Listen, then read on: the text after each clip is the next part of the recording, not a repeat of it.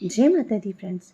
दोस्तों आज हम शनि प्रदोष व्रत कथा का श्रवण कर रहे हैं। दोस्तों प्रदोष व्रत माह में 2 बार आता है, शुक्ल पक्ष और कृष्ण पक्ष। जिस वार को प्रदोष पड़ता है उस वार का अपना एक अलग ही महत्व होता है। प्रदोष व्रत वैसे तो भगवान शिव जी की पूजा का दिन होता है, परंतु जिन्हें शनि की पीड़ा सताती हो या शनि की 7.5 या ढैया हो, उन्हें प्रदोष व्रत करना बहुत लाभकारी होता है। इसी कारण जब शनि प्रदोष पड़े तो इसका हमें पूरा लाभ उठाना चाहिए। छोटे छोटे उपाय करके हम शनि की पीड़ा से शांति पा सकते हैं और हमें इस दिन भगवान शिव शंकर की विधि विधान से पूजा जरूर करनी चाहिए। सूर्य अस्त के बाद और रात्रि से पहले हमें भगवान शिव शंकर की प्रदोष काल में पूजा करनी चाहिए। सुबह सवेरे स्नान इत्यादि से निवृत्त होकर हमें भगवान की पंचोपचार पूजा करनी चाहिए। यदि व्रती से संभव हो सके तो उसे दिन भर निर्जल और निराहार रहकर ही व्रत करना चाहिए, और यदि संभव ना हो सके तो भी पूर्ण श्रद्धा और भक्ति भाव से इस व्रत को करना चाहिए। शाम को स्नान करने के बाद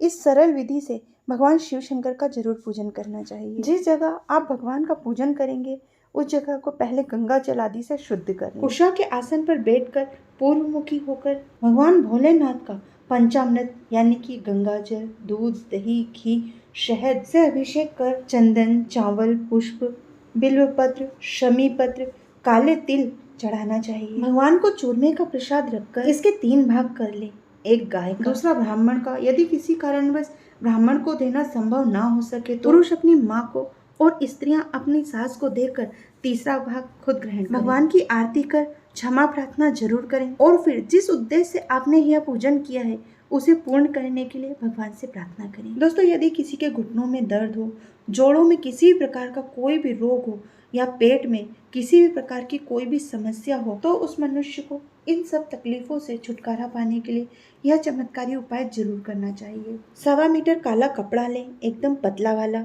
और उस पर सप्तधान यानी कि 7 प्रकार के अनाज, इन 7 प्रकार के अनाजों को इस कपड़े में रख ले और ऊपर से गठान बांध दे। फिर जिसे यह तकलीफ है वो अपने हाथ से ही 7 बार अपने सर के ऊपर से घुमाकर इसे किसी बहते पानी में जहाँ मछलियाँ होती हैं वहाँ डाल आए। और यदि के पास बहता पानी नहीं है तो आपको किसी पीपल के पेड़ के नीचे इसे रख देना चाहिए जहाँ चींटियाँ हों, या तो चींटियाँ या मछलियाँ जब इसे धीरे धीरे खा लेंगी तो आपके शरीर से यह समस्या खत्म होने लगेगी। शनि प्रदोष का यह बड़ा चमत्कारी उपाय है। आइए दोस्तों अब हम कथा प्रारंभ करते हैं। पुराने समय की बात है, किसी नगर में एक सेठ रहा करता था। वह बड़ा ही धार्मिक और दयालु प्रवृत्ति का था। भगवान की कृपा से उसके घर में धन धान्य की कोई कमी नहीं थी।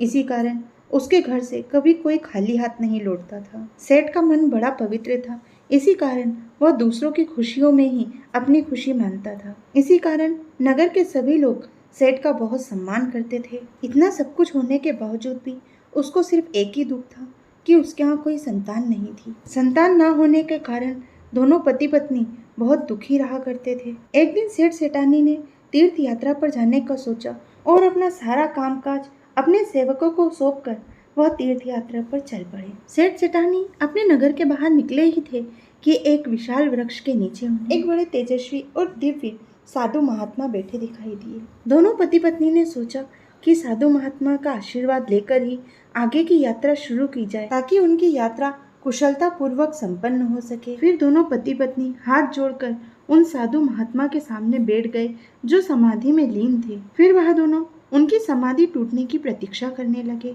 सुबह से शाम और शाम से रात हो गई, परंतु साधु महाराज अभी भी समाधि में लीन थे।